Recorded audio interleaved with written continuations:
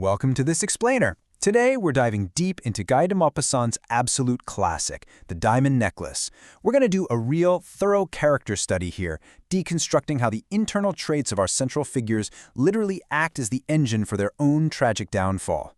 We aren't just looking at the plot points. We want to know why it happens, based on exactly who these people are at their core. So, let's just get right into it. I want you to think about this for a second. How much of your life would you sacrifice for a single night of looking rich? Right? It's a heavy question, but it perfectly frames the core flaw of our protagonist, Mathilde Loisel. You see, she suffers ceaselessly because she feels she was literally born for luxury, but, well, she ended up in a family of clerks. It's essentially a 19th century version of modern imposter syndrome. She desperately wants to project a status she absolutely doesn't possess, and that one single burning desire, that sets the stage for a seriously devastating narrative. Which brings us to part one, the dreamer and the realist. So to really understand Mathilde, you have to look at her marriage.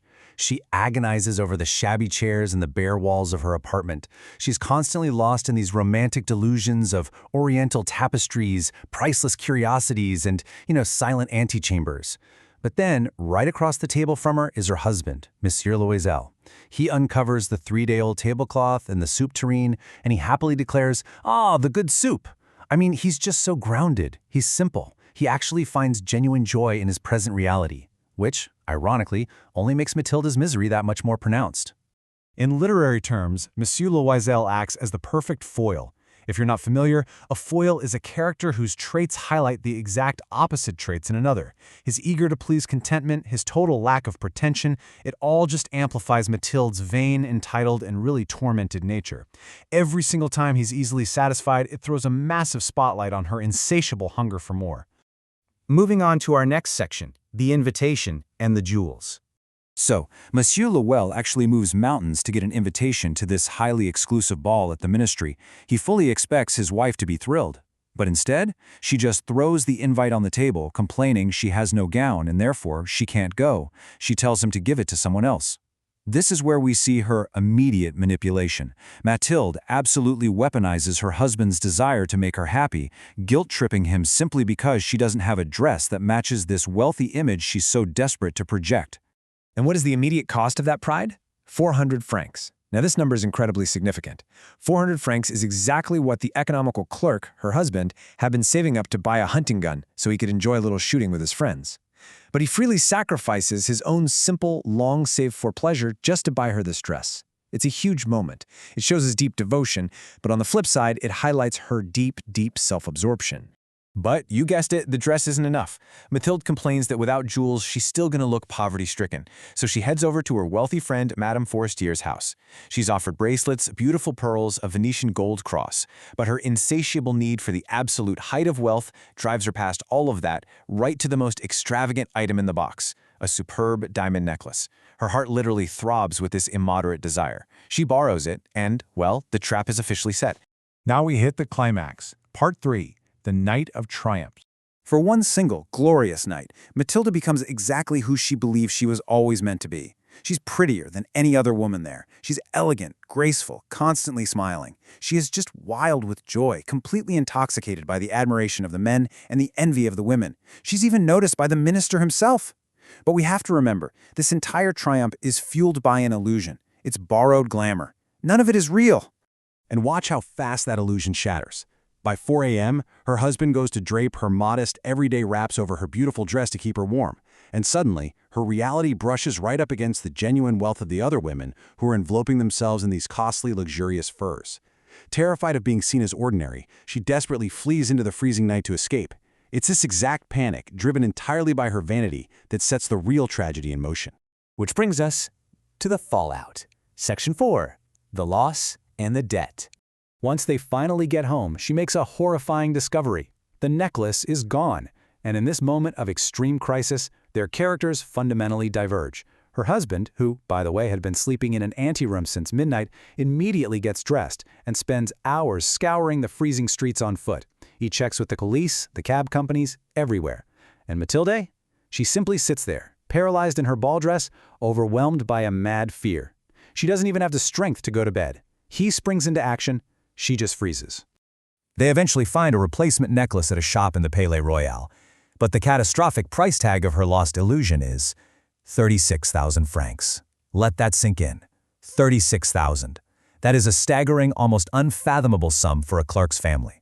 It's a sum that is going to plunge them straight into the dark misery of the needy. To shield her from the shame of having to confess to her wealthy friend, basically, to save her from being thought of as a thief, her husband takes completely ruinous steps. He gives up his entire 18,000 franc inheritance, he signs terrifying notes, he deals with actual users, and he essentially compromises the entirety of his future. He shackles them both to a literal mountain of debt, and all of it, every bit of it, is just to protect his wife's pride. So, what happens next? Section 5. 10 Years of Transformation. Maupassant brilliantly maps out how deeply this heavy, grueling housework overwrites her delicate, dreaming nature. I mean, the contrast is stark. She goes from a woman of supple beauty, dreaming of whispered gallantries, to a strong, hard, rough woman with red hands and skirts askew, who shouts loudly while scrubbing floors with swishes of water. Her physical decay is a direct, unavoidable manifestation of paying off the debt of her own vanity. And it takes 10 agonizing years. A full decade of bargaining so by so at the grocer, dismissing their servant, moving into a tiny garret under the roof. And her husband? He spends his nights copying manuscripts for mere pennies, just to pay off the crushing compound interest. 10 whole years of their lives gone. Yet even after a decade of absolute hardship, when she's sitting by the window, she occasionally muses, how strange and changeful is life, how small a thing is needed to make or ruin us. Now what this deeply revealing insight tells us is that she still hasn't taken full accountability. Notice that? She blames the necklace, the quote-unquote small thing, rather than her own pride. At her core, her character remains completely tethered to the glory of that single fleeting night. And that leads us to the conclusion. Section 6, the final irony. Because the debt is finally paid, Mathilde decides it's time to tell the truth. She happens to run into Madame Forestier on the Champs-Élysées, and she confesses. But she does it proudly. She views her decade of grueling endurance as this heroic victory. She steps right up to her old friend, smiling with an ingenuous joy, carrying the confidence of someone who truly believes they've paid a tremendous, honorable moral debt through that secret substitution. And then, the hammer drops. Madame Forestier, who is deeply moved and completely horrified, reveals the devastating truth. The superb diamonds were paste. They were fake, worth at most a mere 500 francs. I mean, wow. This admission acts as the final, absolute, ironic punchline of the story, completely invalidating Mathilde's entire decade of immense suffering in one fell swoop. As we wrap up this explainer, we really are left to ponder. What is the true cost of an illusion? Just think about it. If Mathilde had simply been honest from the start, or honestly, if she hadn't been so obsessed with appearing wealthy in the first place, her entire life would have been vastly different. It's a masterful tragedy where character was undeniably destiny. And it proves, without a doubt, that the heaviest debts we ever pay are often the ones owed to our own pride. Thanks so much for exploring this fascinating text with me today.